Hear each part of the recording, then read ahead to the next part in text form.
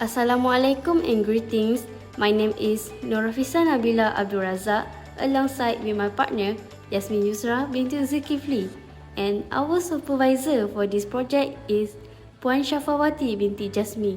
We are from Kolej Vokasional Datuk Seri Zahar Isnin. The purpose of this video is we want to introduce the result of our innovative project, which is called Brainiac Locker. Brainiac Locker was invented to help students from losing personal belongings stolen. Our locker incorporates an Arduino-based mechanism integrating a keypad and servo motor.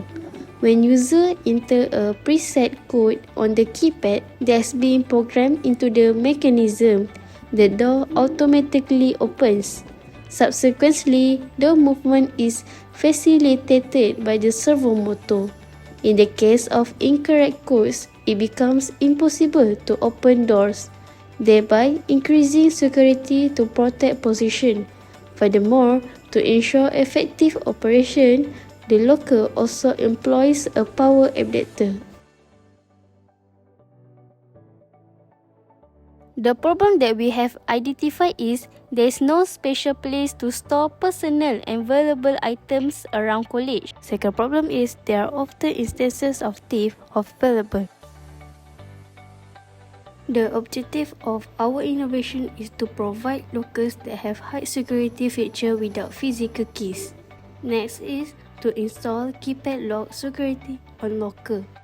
All in all, we assure you that our locker can be used as an alternative to keep the student to not worry about their personal belongings anymore. Moreover, our locker have a uniqueness, which is a student-friendly that can save a lot of time and energy. Other than that, our locker is the first locker introduced in Kolej Vokasional Datuk Seri Zahar Isnin. Last but not least, we introduce secure locker for students. The Brainiac Locker have many benefits. One is enhanced security because we use keypad locks compared to traditional key-based lock. Next is personalized access, so the student can set their own code. Third is the locker is more convenience and accessibility. Next, Brainiac Locker has two benefits to society.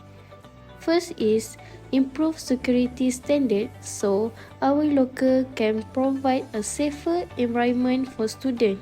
Second is to promote of sustainable practice, which is implementing a power cord to ensuring reliable functionality and incorporate a backup power solution to maintain uninterrupted security in a college environment.